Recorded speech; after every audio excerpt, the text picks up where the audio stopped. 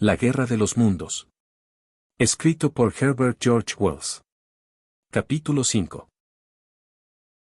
El rayo calórico. Después de haber visto a los marcianos salir del cilindro en el que llegaran a la Tierra, una especie de fascinación paralizó por completo mi cuerpo. Me quedé parado entre los brezos con la vista fija en el montículo que los ocultaba. En mi alma se libraba una batalla entre el miedo y la curiosidad. No me atrevía a volver hacia el pozo, pero sentía un extraordinario deseo de observar su interior. Por esta causa comencé a caminar describiendo una amplia curva en busca de algún punto ventajoso y mirando continuamente hacia los montones de arena tras los cuales se ocultaban los recién llegados. En cierta oportunidad vi el movimiento de una serie de apéndices delgados y negros, parecidos a los tentáculos de un pulpo, que de inmediato desaparecieron. Después se elevó una delgada vara articulada que tenía en su parte superior un disco, el cual giraba con un movimiento bamboleante. ¿Qué estarían haciendo? La mayoría de los espectadores había formado dos grupos, uno de ellos se hallaba en dirección a Woking y el otro hacia Chobham. Evidentemente, estaban pasando por el mismo conflicto mental que yo.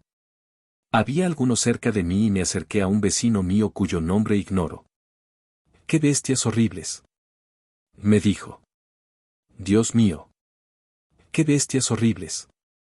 Y volvió a repetir esto una y otra vez. ¿Vio al hombre que cayó al pozo?, le pregunté.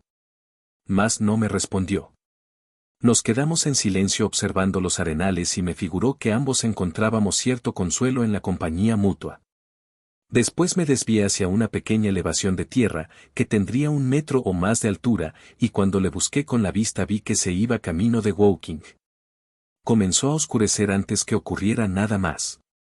El grupo situado a la izquierda, en dirección a Woking, parecía haber crecido en número y oí murmullos procedentes de ese lugar.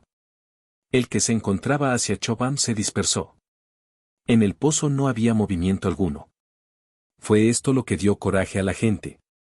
También supongo que los que acababan de llegar desde Woking ayudaron a todos a recobrar su confianza. Sea como fuere, al comenzar a oscurecer se inició un movimiento lento e intermitente en los arenales.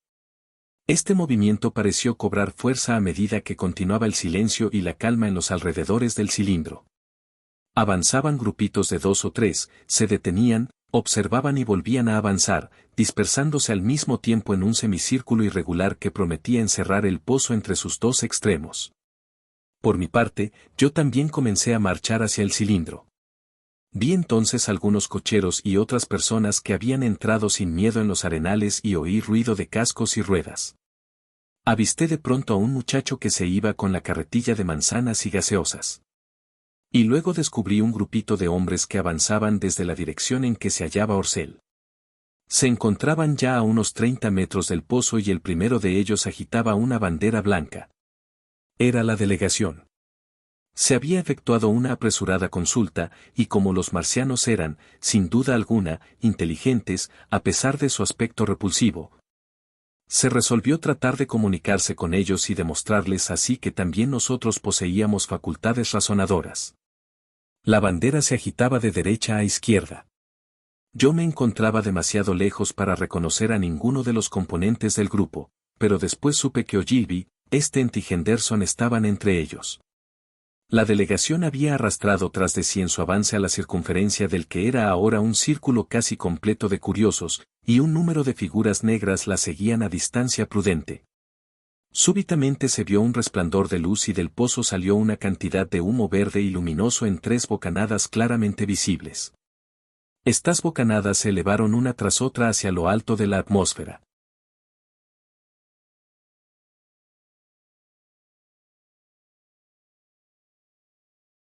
El humo, llama sería quizá la palabra correcta, era tan brillante que el cielo y los alrededores parecieron oscurecerse momentáneamente y quedar luego más negros al desaparecer la luz. Al mismo tiempo se oyó un sonido sibilante. Más allá del pozo estaba el grupito de personas con la bandera blanca a la cabeza. Ante el extraño fenómeno todos se detuvieron. Al elevarse el humo verde, sus rostros se mostraron fugazmente a mi vista con un matiz pálido verdoso y volvieron a desaparecer al apagarse el resplandor. El sonido sibilante se fue convirtiendo en un zumbido agudo y luego en un ruido prolongado y quejumbroso. Lentamente se levantó del pozo una forma extraña y de ella pareció emerger un rayo de luz. De inmediato saltaron del grupo de hombres grandes llamaradas, que fueron de uno a otro. Era como si un chorro de fuego invisible los tocara y estallase en una blanca llama.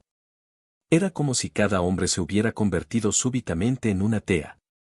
Luego, a la luz misma que los destruía, los vi tambalearse y caer, mientras que los que estaban cerca se volvían para huir. Me quedé mirando la escena sin comprender aún que era la muerte lo que saltaba de un hombre a otro en aquel gentío lejano. Todo lo que sentí entonces era que se trataba de algo raro. Un silencioso rayo de luz cegadora y los hombres caían para quedarse inmóviles, y al pasar sobre los pinos la invisible ola de calor, estos estallaban en llamas y cada seto y matorral se convertía en una hoguera. Y hacia la dirección de Napil vi el resplandor de los árboles y edificios de madera que ardían violentamente. Esa muerte ardiente, esa inevitable ola de calor, se extendía en los alrededores con rapidez. La noté acercarse hacia mí por los matorrales que tocaba y encendía y me quedé demasiado aturdido para moverme. Oí el crujir del fuego en los arenales y el súbito chillido de un caballo, que murió instantáneamente.